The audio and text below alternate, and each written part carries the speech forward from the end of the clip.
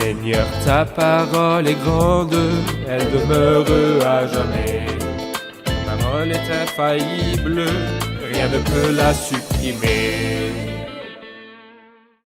Bienvenue chers téléspectateurs, bienvenue à tous ceux qui nous regardent de partout dans le monde à un nouvel épisode du programme d'études quotidien Toute la Bible, dans lequel nous présenterons une étude complète de tous les livres de la Bible, de la Genèse à l'Apocalypse, tous les jours du lundi au vendredi.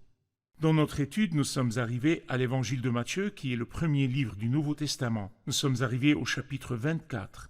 Le chapitre 24 commence avec des paroles prophétiques à propos des événements qui arriveront sur terre après l'enlèvement de l'Église. Il parle de la fin des temps. Peut-être que c'est la première fois que vous entendez cela, ou peut-être que vous avez des opinions différentes à ce sujet, et donc je vous encourage à nous suivre dans cet épisode et le suivant. Écrivez vos notes et si vous avez des questions que vous voudriez poser, envoyez-les nous et par la grâce du Seigneur, nous essayerons de vous répondre. Permettez-moi tout d'abord d'accueillir le serviteur du Seigneur, le frère Youssef Riyad. Bienvenue, frère Youssef. Frère Riyad. Nous accueillons aussi nos invités, soyez les bienvenus. Frère Youssef, s'il vous plaît, donnez-nous une idée concernant le chapitre 24 et ce qu'il représente dans la division de l'évangile de Matthieu. Eh bien, je suis d'accord avec vous, frère Riyad, que ce discours-là est l'un des plus grands discours prophétiques que nous voyons dans toute la Bible sainte, et l'évangile de Matthieu est caractérisé, en général, par les longs discours et sermons du Seigneur. Et cela est conforme à son caractère en tant que roi dans cet évangile. Et le peuple attend toujours que son roi lui adresse la parole. Il y a 6 longs discours, mais je me concentrerai sur 3 d'entre eux. Le sermon de la montagne, Matthieu 5, 6 et 7. Ensuite, la parabole du royaume des cieux dans Matthieu 13, ensuite Matthieu 24 et Matthieu 25. Le discours sur le mont des Oliviers, et je peux dire que le premier est caractérisé par la moralité, alors que le deuxième dans Matthieu 13 parle de la dispensation, et le dernier discours dans Matthieu 24 et 25 est prophétique. C'est le plus grand discours prophétique de la Bible entière. Bien sûr, d'après 2 Pierre 1, la Bible est appelée, nous considérons comme d'autant plus certaine la parole des prophètes. Mais il y a des prophéties. Et en fait, le plus grand discours prophétique et compréhensif dans la Bible tout entière, sans aucun égal, est dans Matthieu 24 et Matthieu 25. S'il vous plaît, donnez-moi une idée concernant le sermon sur la montagne comme c'est un sujet prophétique. S'il vous plaît, divisez-le nous d'après ces sujets. Eh bien, dans ce sermon-là, le Seigneur a parlé de son second avènement. Il a parlé de son second avènement par rapport aux Juifs tout d'abord, et par rapport à la chrétienté, ou le cercle du royaume des cieux, comme nous l'avons compris, deuxièmement, et finalement il vient pour toutes les nations du monde, et ceci est à la fin du sermon. Alors donc, il parle de sa venue par rapport aux Juifs, et ce côté-là est divisé aussi en 3 parties, ce qui arrivera après l'enlèvement de l'Église. Alors donc, la première partie, nous pouvons lui donner un nom, le début des douleurs. Et la deuxième partie, nous pouvons lui donner un nom qui est basé sur le sermon, la grande tribulation, et enfin la manifestation du Christ. Donc après l'enlèvement de l'Église, nous voyons 3 histoires qui arriveront l'une après l'autre, le début des douleurs, la grande tribulation et ensuite la manifestation. Et ensuite, quand il parle de la venue du Christ, pour la chrétienté nominale, est représentée, ou plutôt il lui parle avec 3 paraboles. La première parabole est à la fin du chapitre 24, ensuite, la parabole des vierges, dans Matthieu 24. Ensuite, la parabole des serviteurs et des récompenses, dans Matthieu chapitre 25. Enfin, l'avènement du Seigneur pour les nations du monde, lorsqu'il jugera les vivants et divisera toutes les nations du monde en 2 sections, en plus d'une 3e section qui est les plus petits de mes frères. Ceci est la dernière partie du chapitre 25. Exactement. Si nous allons au chapitre 24 lui-même, qui parle de la venue de Christ pour Israël, Oui. Vous nous avez dit qu'il est divisé en 3 parties, le commencement des douleurs et la grande tribulation et la manifestation. Oui. Comment le diviser d'après les versets pour que nos chers téléspectateurs puissent suivre l'étude avec nous? Eh bien, vous remarquerez que dans le verset 3, les disciples sont venus chez le Seigneur Jésus avec 3 questions. Et ces 3 questions commencent par « Dis-nous, quand ces choses arriveront-elles ou quand le temple sera-t-il détruit ?» Mais le Seigneur n'a pas répondu à cette question dans Matthieu 24. Même s'il a répondu à cette question dans Luc, chapitre 21. La deuxième question est « Quel est le signe de ta venue ?» Et la troisième question est « Quel est le signe de la fin des temps ?» Le Christ a commencé à répondre dans le verset 4, et nous pouvons appeler le passage du verset 4 et jusqu'au verset 14, nous pouvons l'appeler le commencement des douleurs. Et nous prenons cette nomination-là du verset 8, mais tout ce dont nous parlons Le ici commencement des douleurs. est le commencement des douleurs. Et puis, à partir du verset 15 jusqu'au verset 28, c'est la deuxième partie, et nous pouvons l'appeler la grande tribulation. Et cette nomination est prise des paroles du verset 20. Priez pour que votre fuite n'arrive pas en hiver, ni un jour de sabbat. Puis il dit, car alors la détresse sera si grande. Et dernièrement, au verset 29 et jusqu'au verset 41, nous voyons la manifestation du Christ dans la gloire et la puissance. Et c'est ce dont nous parlent ces versets-là, comme nous le verrons. Donc, par la grâce du Seigneur, dans cet épisode, dans le chapitre 24, nous nous arrêterons aux 3 parties sur la venue du Seigneur chez les Juifs, le commencement des douleurs et la grande tribulation, ensuite la manifestation de Christ. Mais au début, avant d'aller aux 3 parties, nous devons nous arrêter aux 2 premiers versets du chapitre 24. Oui. Jésus sortit du temple et comme il s'en allait, ses disciples s'approchèrent pour lui en faire remarquer les constructions. Mais il leur dit, vous voyez tout cela? Je vous le dis en vérité, il ne restera pas ici pierre sur pierre, tout sera détruit. Pourquoi Christ a-t-il donné son jugement disant que le temple sera détruit? Le Christ, dans les versets précédents, a pleuré sur Jérusalem, et il leur a dit une phrase absolument horrifiante. « Voici que votre maison vous sera laissée déserte. » Et si nous allons au livre d'Ézéchiel, nous verrons une scène triste et terrifiante. La gloire a quitté le temple du Seigneur pendant les jours d'Ézéchiel, Ichabod. La gloire a quitté Israël. Et ici, ce qui arrive, ou bien ce qui est arrivé dans le premier verset, était encore extrêmement plus terrifiant. Il dit « Jésus sortit du temple ». Et j'ajouterai que Jésus est sorti afin de ne plus revoir le temple après cela. Et cela était le mardi. Et jusqu'à ce qu'il rende l'âme et qu'il ressuscite d'entre les morts et monte au ciel, il n'avait absolument plus rien à voir avec le temple. « Voici que votre maison vous sera laissée déserte ». Je me rappelle de 2 versets qui sont écrits dans la prophétie d'Osée. La prophétie d'Osée 7 et 9. Dans la prophétie d'Osée chapitre 7, il dit « Malheur à eux parce qu'ils me fuient, ruine sur eux parce qu'ils me sont infidèles. » Ensuite, dans Osée chapitre 9, il nous dit encore « Et malheur à eux quand je les abandonnerai. » Donc ils ont péché contre le Seigneur, ils ont fui le Seigneur, lui qui voulait les guérir et les rétablir et soigner leurs blessures. Mais maintenant, le Seigneur en fait les a abandonnés. Malheur à eux quand je les abandonnerai. Et cela s'applique au premier verset de ce chapitre. Christ a dit ces paroles dans le sermon sur le mont des Oliviers, sur la montagne. Oui. Quelle est la relation entre le mont des Oliviers et le discours à propos de la fin des temps? En réalité, le mont des Oliviers est très important pour le Seigneur Jésus-Christ, car de là il a commencé le chemin de sa souffrance, sa passion. Et plus tard, quand nous arriverons au vendredi, quand il est allé sur le mont des Oliviers, le jardin de Gethsémanée, le chemin de la souffrance, de la passion a commencé sur le mont des Oliviers. Ensuite, après sa résurrection d'entre les morts, il a pris ses disciples sur le mont des Oliviers, comme nous le comprenons de Acte 1. Et il est monté au ciel, et quand nous allons à Zacharie chapitre 14, verset 4, nous voyons que dans le second avènement du Christ, ses pieds seront sur le mont des Oliviers, le mont sera divisé en 2 et formera une grande vallée. Donc le mont des Oliviers est une partie principale, que ce soit dans le cheminement de la souffrance ou le cheminement de la gloire. Merci frère Youssef, nous ferons une pause et puis reviendrons pour une question.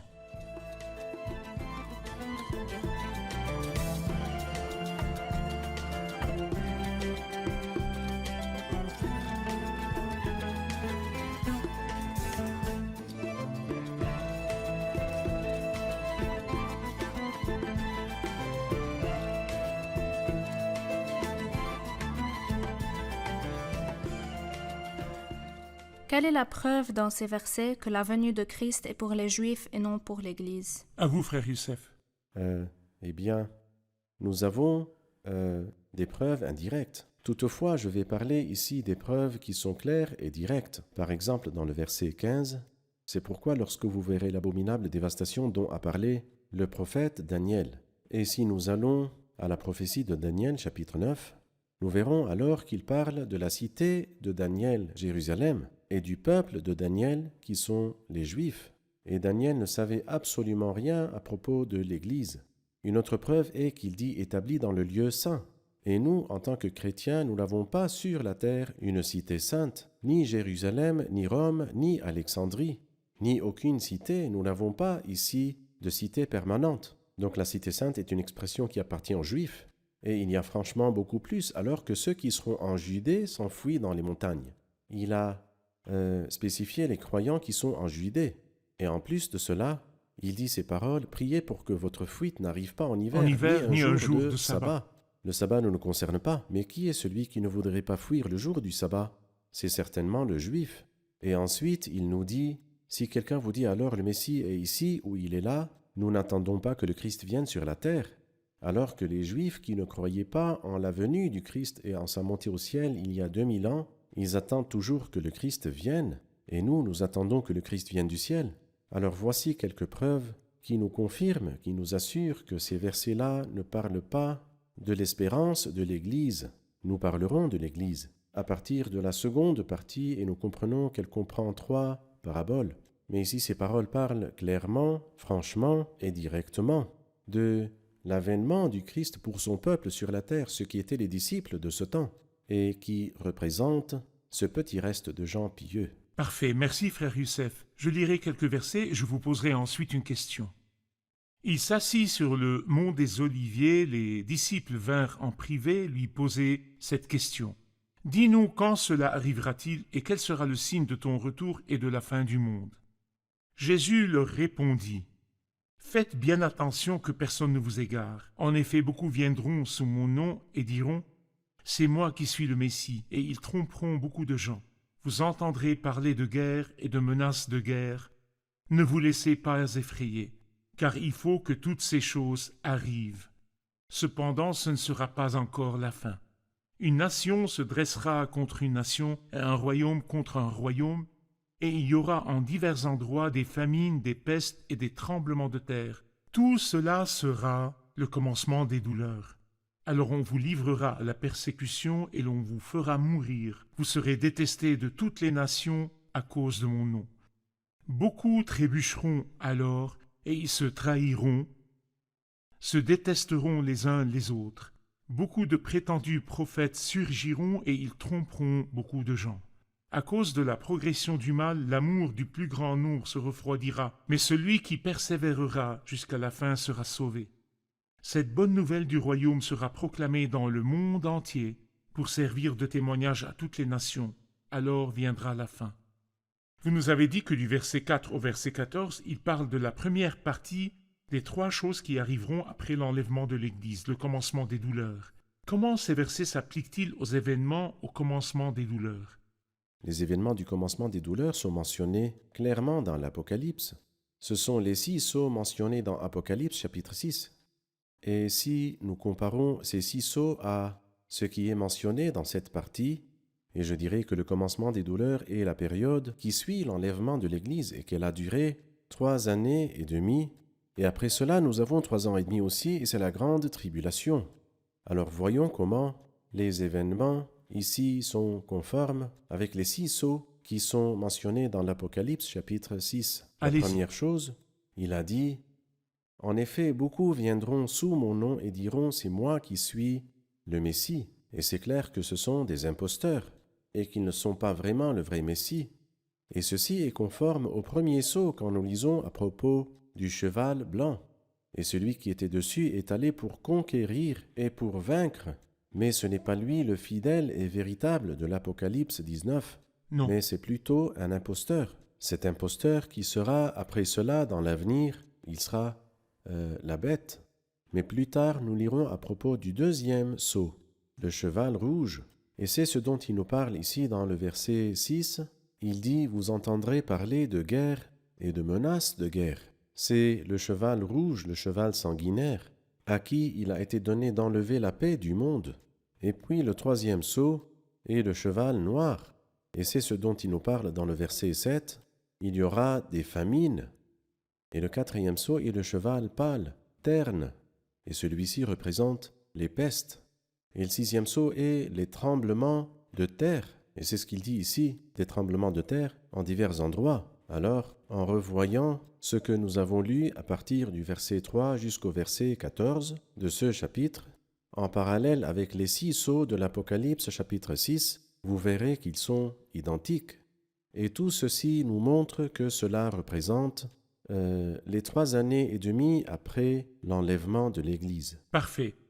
Après ceci, vous avez dit que la seconde partie s'applique aux événements de la grande tribulation. Oui, La deuxième partie commence au verset 15, c'est pourquoi lorsque vous verrez l'abominable dévastation dont a parlé le prophète Daniel établi dans le lieu saint, Oui. que celui qui lit fasse Oui. attention. Il y aura beaucoup de paroles à propos de cette période, mais ma question est à propos de l'abominable dévastation, car plusieurs disent que cette abominable dévastation qui profanait le temple, et ceci est arrivé dans une période historique passée et ne représente pas quelque chose de lié à la fin des temps, ni lié avec ce qui arrivera après l'enlèvement de l'Église. Dans les jours d'Antiochos Épiphane, le temple a été profané, et quand Titus le Romain est entré, il a détruit le temple. Est-ce que ces paroles sont liées à un événement historique dans le passé ou à l'avenir? quand il nous dit « lorsque vous verrez l'abominable dévastation », cela veut dire qu'il parle de quelque chose qui va arriver dans l'avenir et pas de quelque chose qui est arrivé dans le passé, autour de l'an 200 avant Jésus-Christ. L'histoire des Maccabéens et la profanation du temple par Antiochos Épiphane sont arrivées autour de l'an 160 avant Jésus-Christ.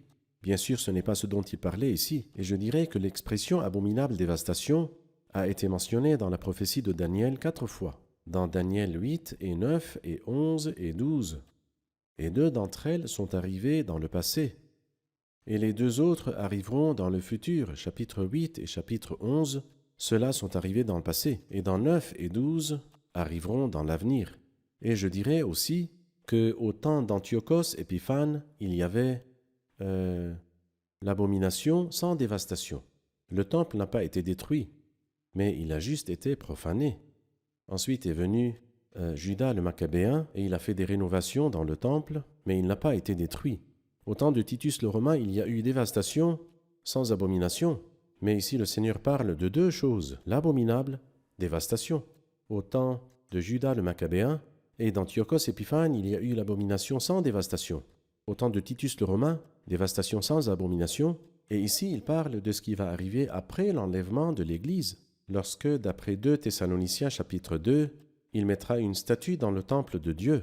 Et s'assoira dans le même temple de Dieu, le faux prophète dira « Je suis Dieu, adorez-moi » et forcera tout le monde de l'adorer. C'est l'abominable dévastation dont il parle ici. Bien sûr, quand nous parlons du commencement des douleurs et de la grande tribulation et des 3 ans et demi, et de 3 ans et demi de plus, nous parlons de 7 ans. Oui, Les 7 ans sont la dernière des 70 semaines de Daniel mentionnées dans Daniel 9. très bien. Pour rassembler toutes les parties, cette partie qui est la seconde partie ou la grande tribulation et les deuxièmes 3 ans et demi. Parlez-nous, frère Youssef, de ce qui arrivera au milieu de la période de la tribulation. Qu'arrivera-t-il alors? Eh bien, vous voyez, au milieu des 7 années, comme nous le voyons dans l'Apocalypse 12, verset 7, Satan sera chassé du ciel sur terre, et il ne retournera plus jamais au ciel. Et maintenant, il est présent devant Dieu et accuse nos frères. Mais il sera chassé, et quand il sera chassé, il aura besoin d'outils à utiliser. Il va trouver les 2 hommes les plus méchants sur la terre, qui sont la bête et le faux prophète. Et Satan donnera sa propre puissance à ces 2 hommes-là, et ils feront de grands miracles, afin de tromper si possible même les élus. On dit du faux prophète qu'il ordonnera que le feu tombe du ciel. Et nous nous rappelons dans les jours d'Élie, quand il leur a dit « Et le Dieu qui répondra par le feu, il est Dieu », le faux prophète amènera le feu et dira « Je suis Dieu ». C'est l'abominable dévastation. Après la chute de Satan, et cela engendrera une grande tribulation. Pourquoi?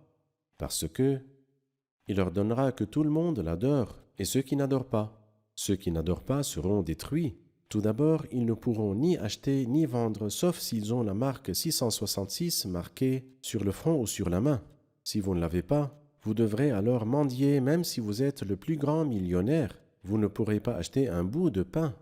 À ce moment-là, vous serez obligé de demander aux gens. Certains vous accepteront et d'autres non, à cause de la grande tribulation. Et c'est ce dont parle le jugement des vivants. Il dit « J'avais faim, et vous m'avez nourri, j'avais soif, vous m'avez donné à boire. » Et cela est dans le jugement des vivants. Et de ce point de vue, c'est une grande tribulation. Soit vous adorez l'idole, soit vous serez décapité. C'est quelque chose d'extrêmement terrifiant si vous êtes pieux et vous craignez Dieu. Et donc la tribulation qui est mentionnée dans cette deuxième partie est une tribulation pour les pieux qui échapperont à la bête et aux faux prophètes. Il y aura des personnes pieuses qui refuseront d'adorer la marque de la bête et seront tuées, et certains qui sont pieux et refuseront d'adorer la Ils marque de la fuiront. bête et ils fuiront. Les nations autour s'occuperont d'eux, celles qui sont mentionnées dans le jugement des vivants. Exactement. Nous ferons une pause et puis reviendrons pour une question.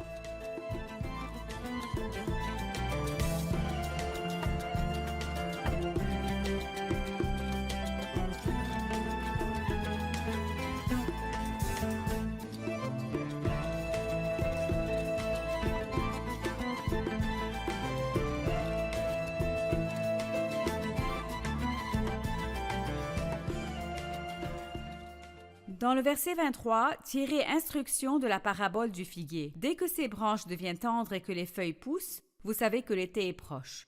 Je voulais vous demander, pourquoi est-ce que le Seigneur a choisi le figuier spécifiquement? À vous, frère Youssef. Eh bien, en fait, c'est l'une des preuves que les mots-là parlent de la nation juive.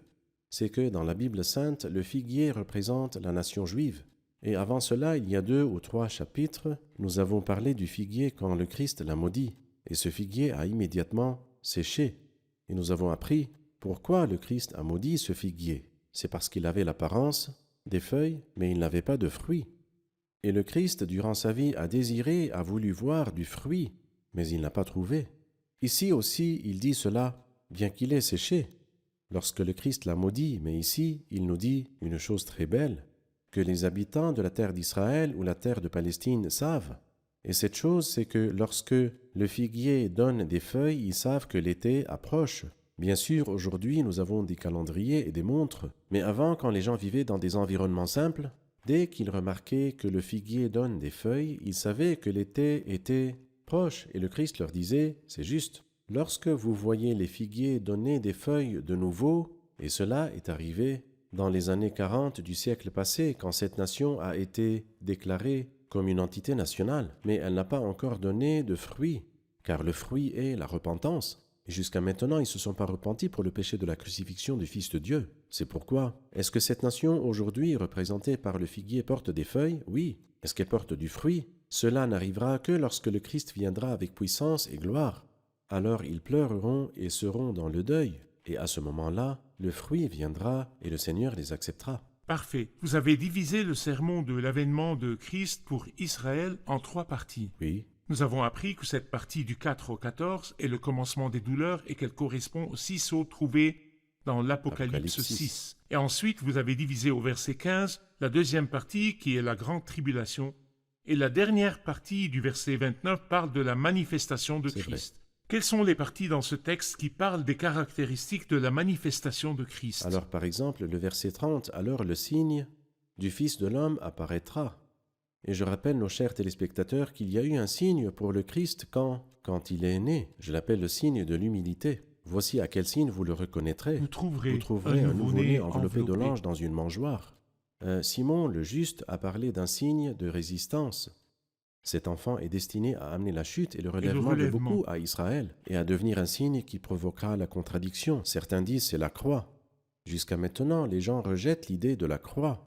Mais celui qui a le signe de l'humilité et celui qui a le signe du rejet, il y a aussi un signe ou un prodige qui est la résurrection. Le signe est que le Christ est ressuscité d'entre les morts le 3e jour. Mais le plus grand parmi tous les signes est le signe du Fils de l'homme. Quel est alors ce signe? Il est probablement la grande puissance et la gloire. Il apparaîtra avec beaucoup de puissance et de gloire, et non comme l'enlèvement, lorsque seuls les croyants le verront. Mais le voici qui vient avec les nuées, et tout œil le verra, même ceux qui l'ont transpercé. Et c'est pourquoi c'est là la nature de cette manifestation. Tous les peuples de la terre se lamenteront et ils verront le Fils de l'homme venir sur les nuées du ciel avec beaucoup de puissance et de gloire. Et de gloire. C'est vrai. La venue de Christ dans la manifestation sera vue par tout œil, dans sa venue pour l'enlèvement. Le monde ne le verra pas. Il viendra pour les siens seulement. Parfait. Ensuite, du verset 36 à 44, il parle d'être prêt. Parlez-nous de comment il voulait terminer ses paroles dans cette dernière partie. Eh bien, il nous rappelle les jours de Noé, quand les gens, bien qu'il y ait beaucoup de choses qui auraient dû attirer leur attention, mais ils n'étaient pas du tout conscients jusqu'au jour où le déluge est venu et a tout pris. La même chose arrivera le jour de la venue du Fils de l'homme. Et il nous dit que certains seront pris alors que d'autres resteront. Et certains interprètent cela d'une mauvaise façon, que celui qui a été pris sera enlevé, mais celui qui restera, non. Ici c'est le contraire, quand il apparaîtra, celui qui sera pris par les plaies, comme le verset le dit. Le déluge viendra et les enlèvera tous. Prendra-t-il les bons ou les mauvais? Il prendra les mauvais. Et donc ceux qui seront pris dans cette manifestation seront les mauvais. C'est ce que nous appelons la récolte. Il enverra ses anges, et ils prendront de son royaume toutes choses qui offensent, et tous ceux qui ne sont pas justes, et les jettera dans la fournaise de feu. Ensuite les justes brilleront comme le soleil dans le royaume de leur Père. Merci Frère Youssef, nous sommes arrivés à la fin de notre épisode. Nous continuerons dans l'épisode prochain. Révisons l'épisode avec nos invités. Qu'avons-nous appris de l'épisode d'aujourd'hui? Nous appelons les versets 3 au verset 14 le commencement des douleurs. Ceci est complètement conforme à l'Apocalypse 6, dans lequel nous voyons les événements du commencement des douleurs dans les 6 premiers sceaux. Dans le chapitre 24, les versets 16, 17, 18 et 19 parlent des Juifs qui évangéliseront à propos du royaume après l'enlèvement. Sur le mont des Oliviers, le Seigneur a commencé le chemin de la souffrance, du jardin, le jardin de Gethsémane. Aussi dans Acte 1, il est monté au ciel du mont des Oliviers. Et quand il reviendra, comme nous le lisons dans Zacharie 14, ses pieds seront sur le mont des Oliviers. Merci, que Dieu vous bénisse. Merci Frère Youssef, que Dieu vous bénisse. bénisse. Chers téléspectateurs, les jours les plus sombres viendront sur terre. Vous resterez ici dans ces jours sombres si vous n'acceptez pas Christ comme votre sauveur personnel. La seule façon d'échapper à la tribulation qui vient dans le monde est d'accepter Christ en tant que sauveur, pour que vous soyez avec l'Église qui sera prise de la terre au ciel avant que n'arrivent les événements dont nous avons parlé aujourd'hui. Je vous encourage à penser à votre destinée et à vous protéger en Christ. Nous nous reverrons dans le prochain épisode. Que le Seigneur soit avec vous.